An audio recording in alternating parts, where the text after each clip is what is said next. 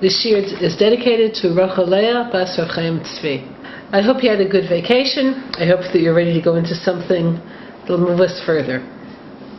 Okay, so we're in Malot HaTorah, page Mem Daled. Okay.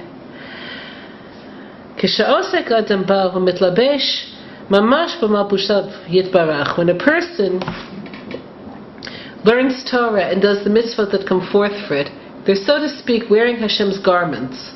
The garments of the soul are thought, speech, and action. So the Torah gives us the thought, the speech, and action that's a mirror of Hashem.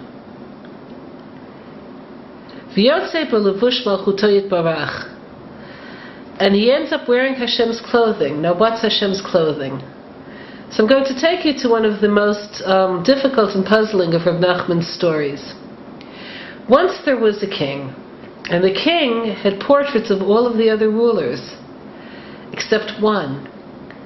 So he spoke to his viceroy and he said, I want you to get me a portrait of this one ruler. So the viceroy said, how will I find him? So the king said he lives on a certain island, his palace is very well guarded, and somehow you could do it. Look at him, see him, paint his portrait, and then my collection will be complete. So the viceroy accepted this task, and he found himself on the island.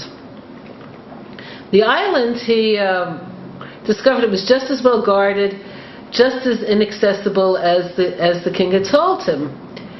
So he figured, I know what to do. The way to really get where you want to be in any society is to ingratiate with yourself with the people. The way to really understand people is to listen to their humor. If I listen to their humor and I see what they think is ridiculous, because all humor always flows along seeing something is ridiculous. The reason why, it's funny to, let's say, see a pompous person make a fool of themselves is because it's unusual. Okay, it's strange. So let's see what they consider to be on the page, and then I'll be able to move forward. So he begins hanging out in, the restaurants, the bars, wherever people hang out, and listening to their jokes. He discovered that the punchline of most jokes had to do with, the fool who was innocent and how someone tricked them. That was, in other words, their jokes were about injustice, and the butt of the joke would always be the person who was fooled. So got it. This society is completely corrupt. This society is one in which injustice is laughable. So he made a plan. I know how I'll get to the king. So he let people know that he's interested in investing. Now, in a corrupt society, what does that mean? That means we'll create all sorts of false investments that you could pour your money into, and we'll get rich. So he let himself be duped. Then he took the perpetrators to court. Now the court systems, of course, were corrupt as well. So he would bribe the judge even more than the other guy would bribe the judge, so that instead of the case being dismissed, he could take it up to a higher court. So he did this all along until he gets his case to be heard at the Supreme Court. The Supreme Court, and again, he has unlimited money. He was sent by a king. Okay, finally they're willing to grant him an audience with the king himself to defend his claim against the perpetrators of injustice. So he gets to the palace, and he's ready. Now remember, none of this happened in one day. This took years. He finally is told he may enter the audience room, and he discovered that the king speaks from behind a mechitza. Imagine how he felt. So at this point, he was so beyond rational thought. He wanted to see the king's face, that he began to shout at the king, "What kind of a king are you? There's so much injustice in your kingdom. How come you don't intervene more? Where are you anyway?" He discovered something. the more he shouted at the king, the lower the curtain became. Until finally the curtain was drawn aside completely, and he found himself facing the king. But what he saw was invisible. That's the end of the story. Okay, as I said, it's one of Reb Nachman's most difficult stories. All of his stories are mystic stories. Okay, and the name of the story is The Humble King.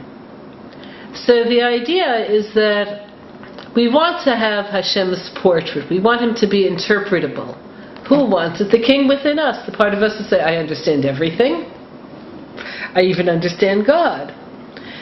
So, there's a part of us, let's say a person misses the bus and therefore is late to an appointment and therefore ends up being embarrassed. Well, I know why that happened. It happened to me because the other day I embarrassed somebody else. And it fits in neatly. So when we do that, if that takes us to the next step, well, I suffered the pain of embarrassment, I have to avoid doing that to anybody else, that's one thing. But if it ends with, got it, we're trying to snap the picture, not have a relationship.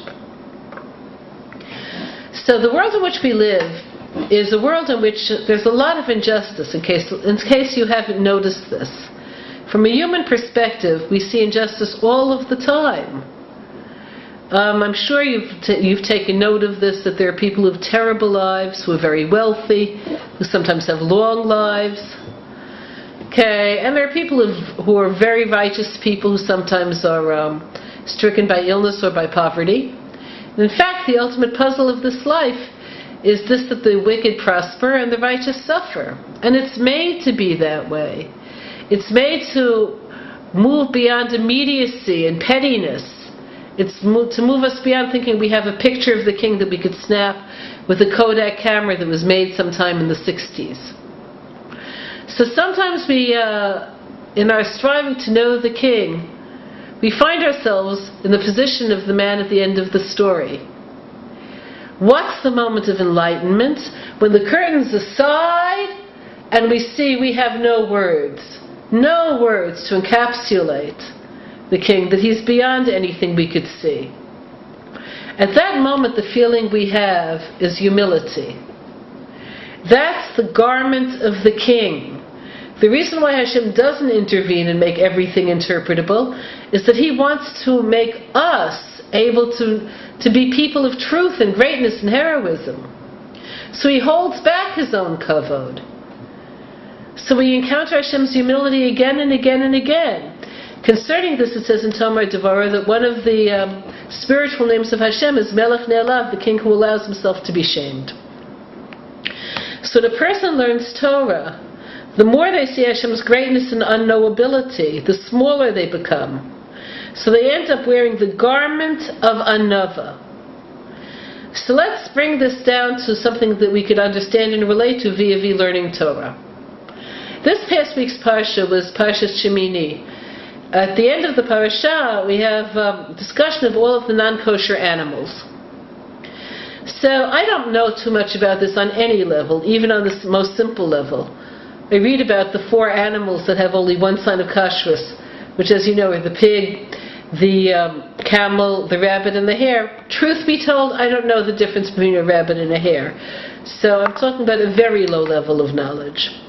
So imagine somebody who has a very high level of knowledge. They understand the spiritual manifestations of evil that actually flow through these animals and what actual effect takes place in the person who eats them. Let's say there's somebody out there who knows that, which is not inconceivable. Nonetheless, the only way they would come to that knowledge would be through beyond themselves, through the Torah's information, not through their own logical deductions. So because of this, Rambam says that if we're approaching things through rationality, we're going to find many times that we're stuck against a blank wall, and that's as it should be. Okay, so we should become progressively more humble. The more we know, the more we say, well, this is how he said it. שבמקום גדלותו של הקדוש ברוך הוא שם אתה מוצא ענוותנותו וצמצם יכולתו יתברך שנמצא בנבראים. לכן האדם העוסק בתורה מתלבש במידת הענווה, שעל ידי זה משיג שפלות ערכו נגד גדולתו יתברך. Now he's bringing us another angle on this. When you learn Torah, you also see how Hashem contracted his will and wisdom in a way in which he could be at least partially discovered. So you have other laws of Torah, such as don't kill, don't steal, rationally accessible laws. It means Hashem took as a noble will, the same will that'll say a hare has one trait while a deer has another trait, and made that accessible to us. So the laws that are most accessible reveal Hashem's Anavi even more than the laws that are least accessible, which should humble us still more. Okay, v'chol mishu yoter asuk b'torah mitgadel ba, mitgadel etzlo midat ha'anava b'yoter. So a person who really is busy with Torah and sees Hashem's wisdom clearly, their anava becomes progressively greater and greater. So what's anava in the light of what we're saying? So anava doesn't mean what people sometimes think it means. It doesn't mean low self-esteem. No, it means that the more a person sees Hashem's greatness, the more they see human smallness, not their own stupidity or limitation. L'chein Moshe Rabbeinu alav hashalom she'al yado nitna haTorah b'chlal katuv ba v'ish Moshe anav me'od mikol adam. Therefore, about Moshe could be said that he was the person who was the most humble of all people. Moshe who gave the Torah. V'chein hayira ba mitzad tzimtzum she'asa yitbarach noten gvul l'nivraim. V'chol echad lefi erko. U'mityarei la'alot madrega gdola yoter me'erko shebezeh haya mevatel metziyuto. So another effect of Torah is it shows how Hashem's will is that the world follow a certain order, that everything has its place. So the more you see the power and wisdom that underlies the plan, the map that the great map maker set forth, the more fear you have in transgressing the law. So let me give you a simple example of this. This is true. In the great markets of Nigeria, there are people who sell, quote, medications, unquote, that really are nothing. They're really flour or sugar or whatever, but they're made to look like penicillin or anti-malarial medications. So you can think, all right, what else is new? So the interesting thing there, and I find this really interesting, is not all of the people who sell this stuff are out and out frauds. Most of them are. Most of them are just trying to get people to buy what they know is useless and to pay good money for it. But some of them have so little exposure to Western knowledge, they really think if they could make it look like the medicine, then it is the medicine. They don't get it. Okay, in the same way that a young child may not know why their play telephone doesn't make calls if it looks like a real telephone. So the more a person sees that the rules are coming from a place of great wisdom, the more fear they'll have of the consequences for them and from the world of breaking the law. So an example of that would be a surgeon who realizes moving his hand a tiny, tiny fraction of an inch in the wrong direction could leave somebody paralyzed, is going to be extremely cautious. While somebody who really doesn't get it will just cut wherever they cut.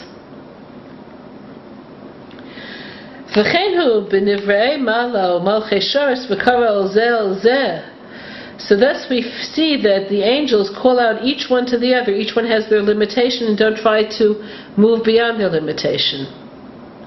So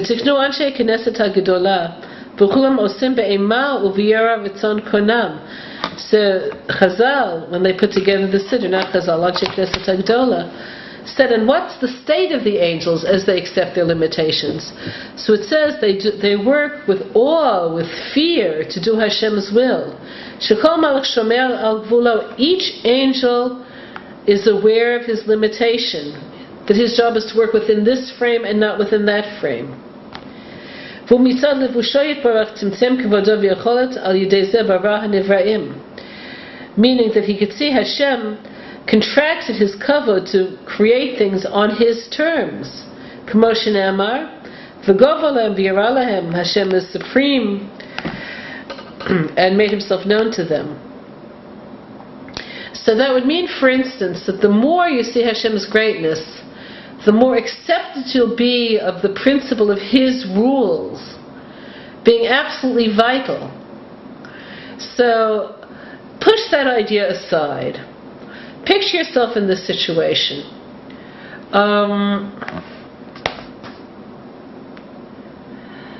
The sweet-sounding compromise. Okay? So someone comes to your home on Pesach, and they bring a product that you wouldn't eat. The reason you won't eat this product isn't that it's bread. They're not bringing you a sandwich, but it's let's say a cake from a company that you don't know that much about, to the point that you would trust them. Since on Pesach, a kolshu, any amount of chametz is no good. Now let's look at two people. One is you, and I'm going to assume that the real you is the better of the two people. The real you realizes Hashem is saying this much chametz, the invisible amount of chametz practically, still will affect you and could make you irredeemable and cut off, is enough for you to say no to the cake. Then there's another person. The other person is, let's say, not you, but somebody not that far either. Say, look, it does have a hechsher. Some rabbi signed his name on this hechsher. He surely wouldn't do that if he thought that it was chametz. I don't want to hurt this person's feelings, so I'll eat the cake. Now, could a person think like this? Yes.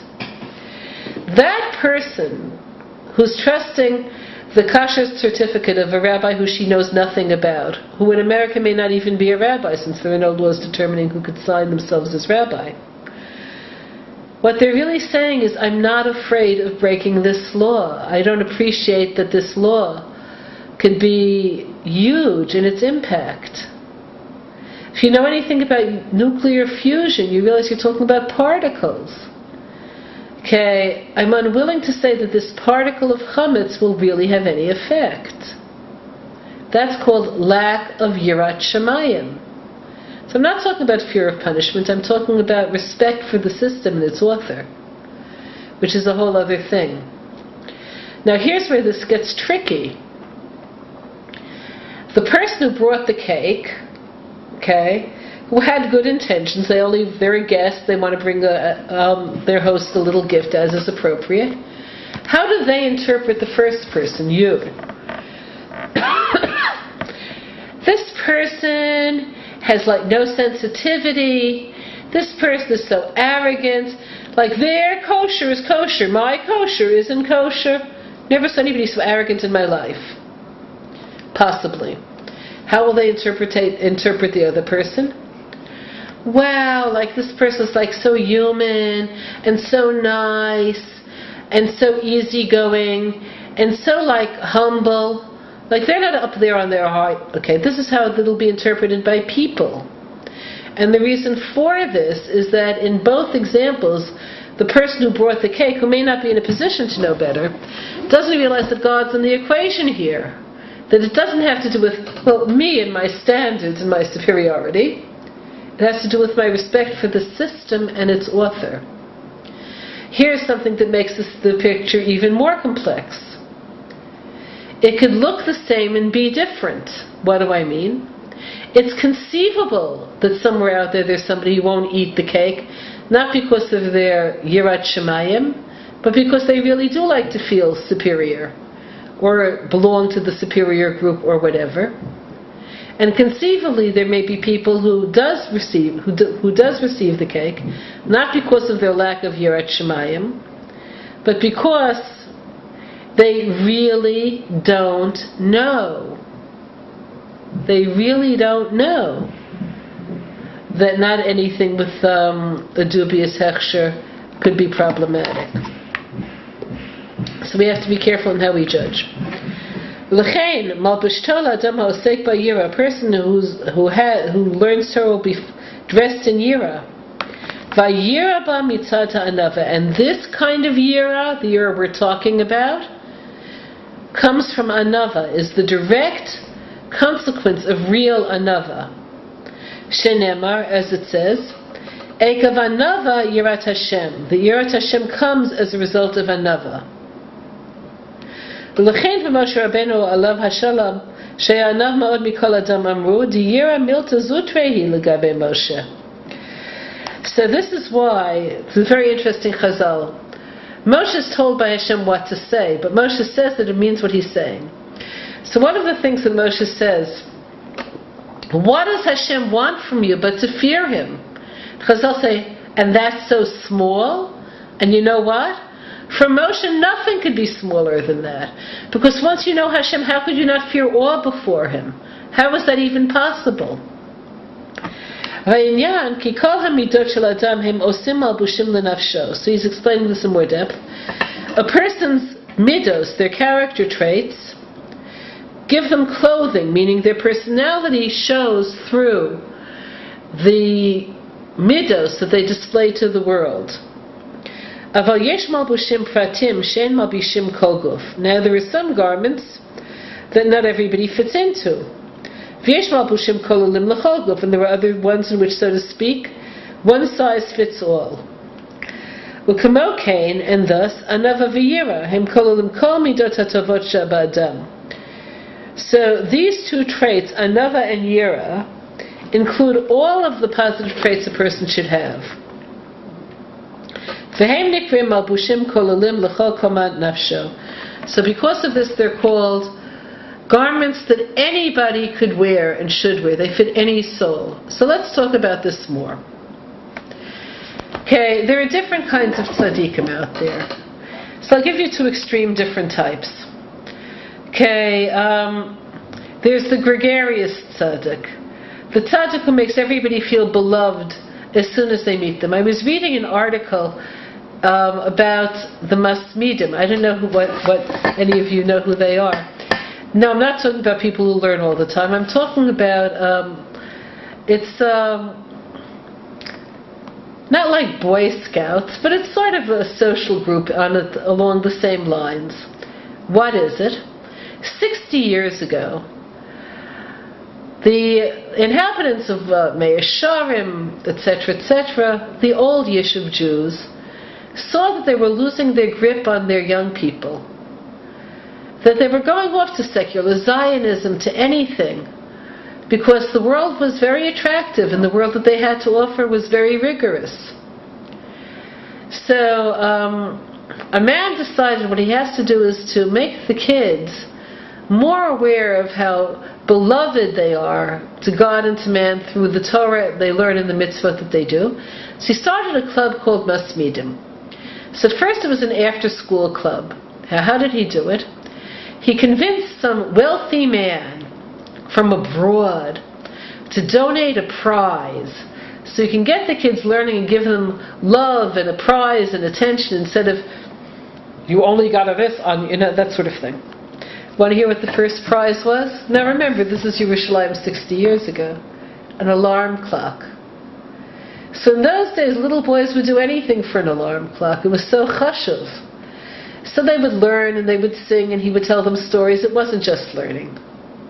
And in the end, everybody gets the arm around the shoulder, gets, the little pinch under the chin, and somebody gets the alarm clock.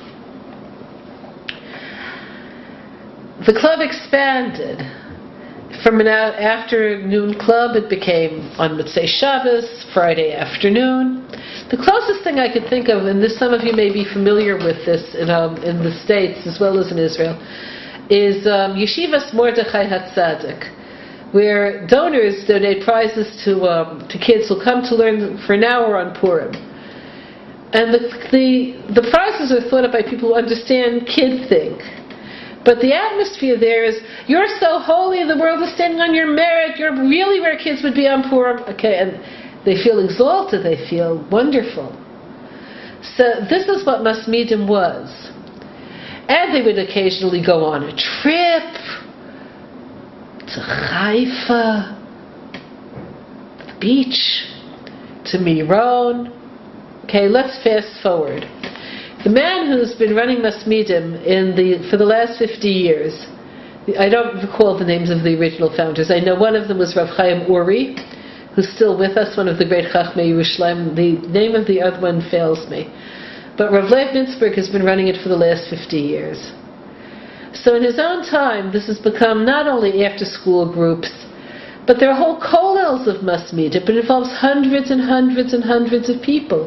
Neighborhoods of former Masmidim, where they still feel the glue of love of Torah that holds them together. They still go on trips together once a year, hundreds of them. I think, I'm trying to remember the name, it was thousands, it wasn't even hundreds, it was thousands. Here's the punchline. We all talk about the dropout problem because it is a problem. I've been following articles written by different people in the religious press about the problem of, quote, youth at risk, which always means youth in danger, not at risk. And you know what? He keeps track of his guys. He knows them. He hasn't lost one. That's one kind of tzaddik. Okay, now to be Leib Mintzberg, he doesn't know who he is, by the way. He says it's simple. You just have to love people, love your neighbor, love the person in shul. Yes. Okay, here's another kind, a whole other kind of tzaddik. Okay, there's another tzaddik. The tzaddik who respects the system of Hashem's wisdom being revealed to the world, that he'll learn hours and hours and hours, and that has to cut him off from people to some degree, because you can't be here and be there. And the name of this tzaddik is Rav Elyashiv. One of my daughters went to an elementary school, Beis Yaakov in Givat Shaul, where the principal is his daughter-in-law, and she knows the family stories. So a lot of the stories are so extreme that I can't bring myself to tell them publicly. But I'll just tell you one of them. His wife understood what he was doing. She understood that by his learning, it wasn't self-indulgence. It wasn't, well, this is my favorite pursuit. It wasn't that at all. It was knowing the will of Hashem, so that others will have access to it, so the world could run right. So they had no money. He got whatever he got till way when he already had married children, or at least a married daughter. He never did anything other than learn, and whatever kollels gave in those days, that's what he got, whatever the chalukah was. And she was a seamstress. And as you know, bought clothes became the fad, and the skills of a seamstress were not always needed. And it was at a point where her oldest daughter, Batsheva Rebbetzin Kanievsky, was working as a teacher in Beis Yaakov, and they were living on her money for a while till she got married. A kitzer, in spite of that extreme simplicity, where nothing that wasn't a necessity was ever bought, she would save her pennies, Rebbetzin Elyashiv. She had a little place where she put her, quote, extra money. For what? What was she saving her pennies for? She was saving her pennies so that before Pesach, she could send her husband, the Rav, for a few days to an institution that used to exist in Israel. It was called a Bet Havra'ah. Means a health resort. Now, don't think health resort like American health resorts with spas and whatever. Think of an apartment in a neighborhood, let's say Bet HaKerem, where it's not crowded, there's some grass, and they give the people nourishing food. It's not more than that. Okay, like a pension for a couple of days. Why? Because their house was so small and so crowded with children. There were 10 children in that little house, that when she got to the end stage of the cleaning, there's no way he could learn in the house. There's no way. There was no place for him to sit, no place for him to breathe. She couldn't give him his sudar meals. The bedroom was upside down. She sent him away for a day or two. Why? Because she realized that this is where truth is going to come through to the world. Now here's the greatness of it. Rav Elyashiv is not arrogant or egocentric. He knew what was going on, and he knew what he was doing, and he was willing to go under those circumstances. It's a different kind of tzaddik. For Rav Lev Mintzberg to try to be Rav Elyashiv would be putting on the wrong size shoe. Those shoes don't fit him. For Rav Elyashiv to put on Rav Lev Mintzberg's shoes would be a misfit. So we all have to find the tzaddik within ourselves. But there are two traits that fit everyone, no matter who they are. Those two traits are anava and yira. And they're intertwined, with yira coming first. Anyone, no matter who they are, has to have a sense of Hashem's enormity. Anyone, no matter who they are, has to let that flow down to seeing how small they are.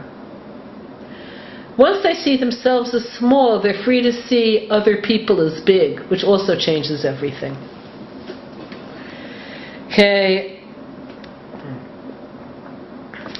We spoke about in an earlier chapter that one of the words for the Torah is Isha, the woman. The same way a woman bears children, which lead to the perpetuation of the human species.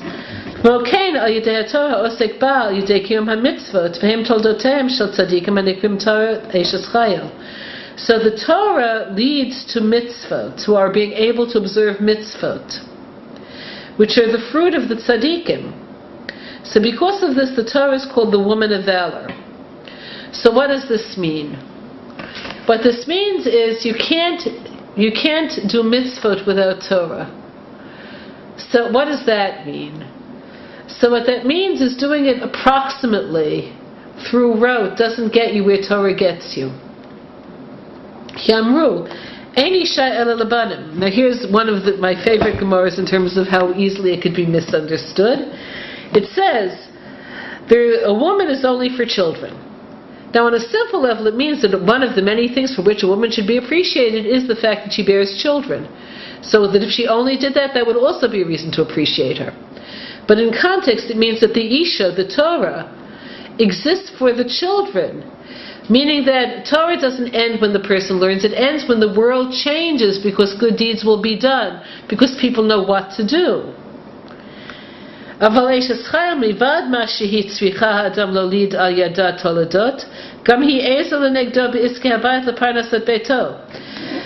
he says, let's look at the poem Eshes Chayil. So what we see in Eshes Chayil is that the woman of valor isn't just presented as someone who bears children, but as somebody who assists her husband in everything that's in the house, including sustenance. K'moshe Ne'emar, as it says, v'tzakam ba'od laila v'titein teref, she gets up in the middle of the night and gives food. Haitzakani yotzocher, she's like a merchant ship. Zama masadeh, she thought out planting a field. V'chol ha'parsha, in the whole chapter. K'mo kein milvad ma she'Torah goremet she'yitkayem al yadah mitzvot. So in the same way, in addition to the fact that the Torah gives you the means of doing mitzvot properly, ki baladei Torah yefshar, because without the Torah you can't do it right. Kamosha mulo amavetz chesed, as it says, the ignoramus can't be pious. El hi atzma ozeret lo liten lo chayim ba'olam hazeh va'olam haba. But the Torah also helps the person himself, not just the mitzvot that he does or the way he affects the world, to be a person of this world and a person of the other world who could be described as living. What does living mean? Living means doing, expressed, actualized. K'mo shamru, gedola Torah shenotenet chayim, as it says, great is Torah which gives life. V'chein lehefach, chemdat olam hazeh, kisheparesh min haTorah nimshelet l'isha zara. So, a parallel poem that you find in Mishlei is the chapter about the Isha Zara, the strange woman. No one sings that one on Friday night. Meaning this world and all of its physical pleasures, don't teach you what to do with them. The pleasure doesn't tell you what to do with it. So to understand this better, if any of you in the old days or even in the present like Hemingway's books or Michener's books, okay, a thread that runs through that sort of book, and for those of you who don't know that sort of books, to trust me on this, is live the moment, be really alive. So I still remember in one of Hemingway's books, I'm trying to remember which one this was, doesn't matter, the moment of being really alive was running with the bulls in Pamplona. In Spain, they have a race once a year where, in a village where the streets are very narrow, they release a herd of bulls, and so the bulls are running through the street. Okay, they'll trample anything that gets in their way. So people are given a head start. They start running before the bulls. You can't turn around if you're in the race because you'll be trampled. Now at some point the bulls are going to catch up with you. So you have to be on target enough to have that moment be the moment where you're like standing like this in the doorway or duck into an apartment or climb a tree or whatever to avoid them. So you have like seconds to find shelter. Now, when I read the book the first time, I understood what he meant by saying, but if you do it, you're alive. There's the adrenaline rush. There's that feeling of, yes, I understand it now as well. But what I know now, that I didn't integrate then, I knew it intellectually then, I didn't integrate it then, is that that isn't being really alive at all. In what sense isn't it being alive? There's no growth, there's no change, there's no actualization of one's inner life. It's all superficial. It's all body talking to instinct. An animal feels the same flood of adrenaline when it escapes its foe. The same held true in other books where the theme was, so do it all, be everywhere, where again, the people aren't alive, they're dead. So with this in mind, there's a famous story which I might have told you. Rav Yisrael Salanter, the founder of the Musar movement, was once walking in Paris with his students. And so this is Paris when Paris was Paris. Now Paris is very much not Paris. It's very, it's like any other metropolis except for the Champs-Élysées and the cultural center. But then Paris looked like Paris, the outdoor cafes, whatever. And his students, of course, were enchanted, and he looked bored. So one of them said, "What are you thinking?" So he said, "Never mind." So the student said, "Tell us." So he said, "I'm walking in the street and I see so many dead people who were like walking, it's beyond." Okay. So desire for this world keeps you dead.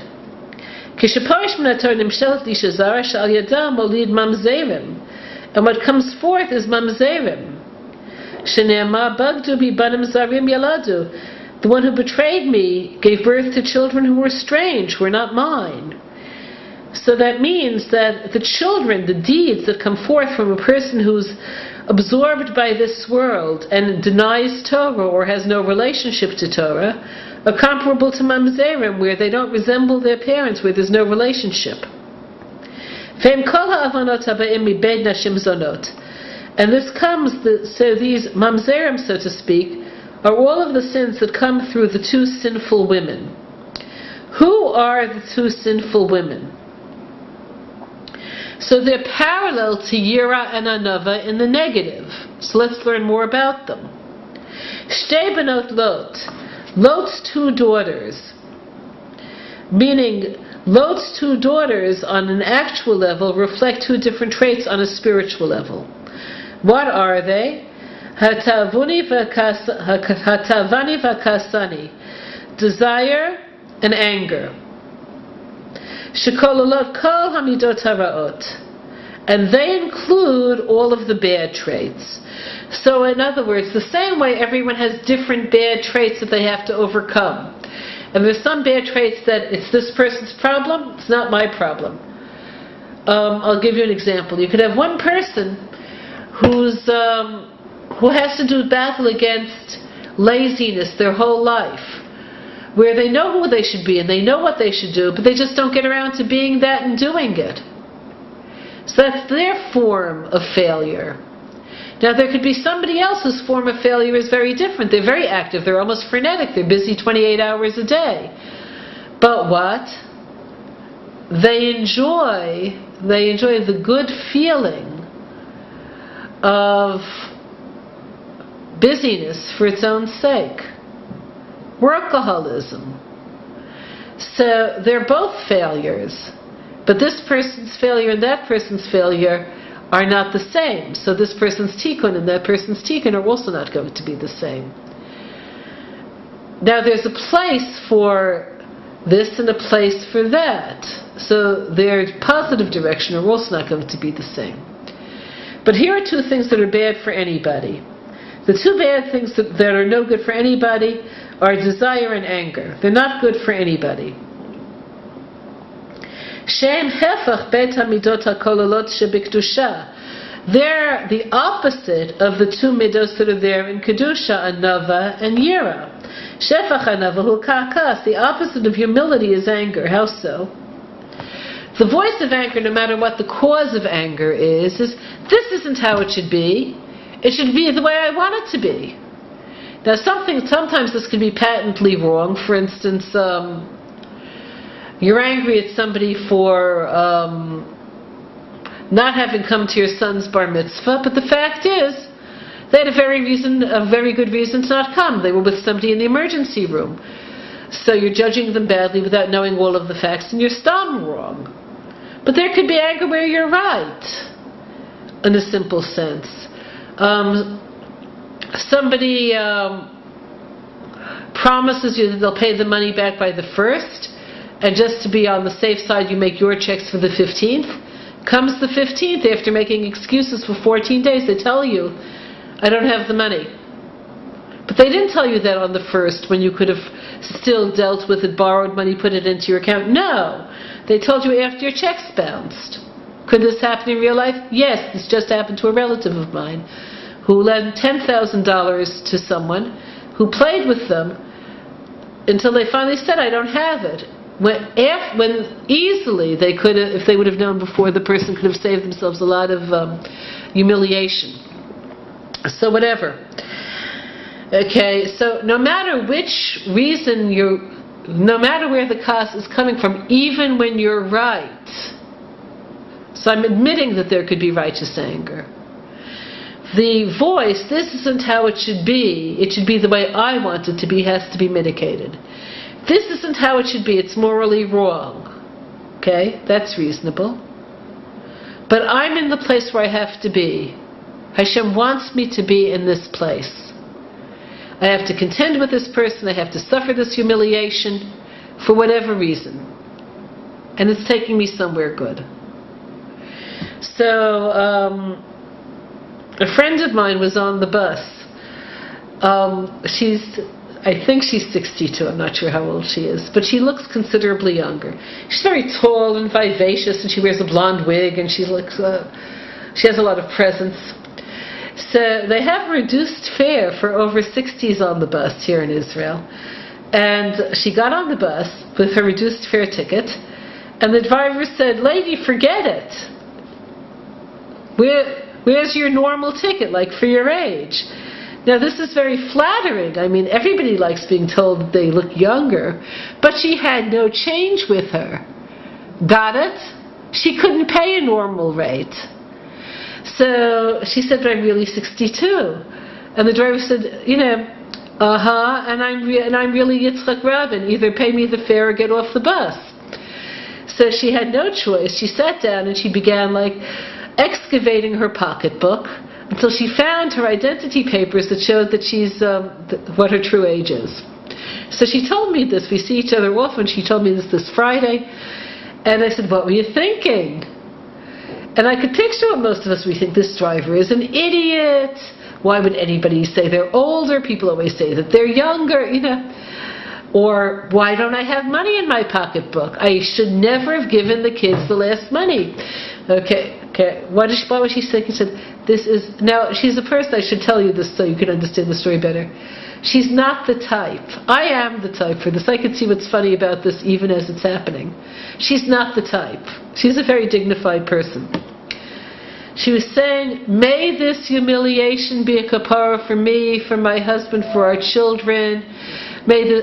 She was there. She wasn't angry. Okay. So kas always comes from gava, from thinking my vision of how things should be is the vision, when the only vision there is that's true is the Torah. And the opposite of yirat Hashem, of having a sense of awe before the limitations imposed by the Torah, is taiva, when you do what you want.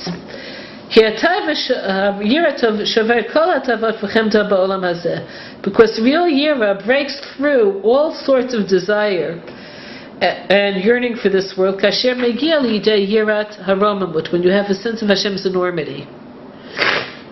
Va'otzam tshuka ava hamishulevet b'yira hatohara, and the love of Hashem, which is always the result of real yira. The more you see Hashem's enormity, the more you see His hashgacha, His caring. V'chein al pisod anava v'yira hem Leah v'Rachel, shtei deshei Yaakov v'Yisrael, shezacha lehem al yedei she'ishtam yoshev ohalim, ohel shel Torah. So I'm going to end with this, and we're going to have to go back to this idea next time. I'm making a note here in my book. Okay.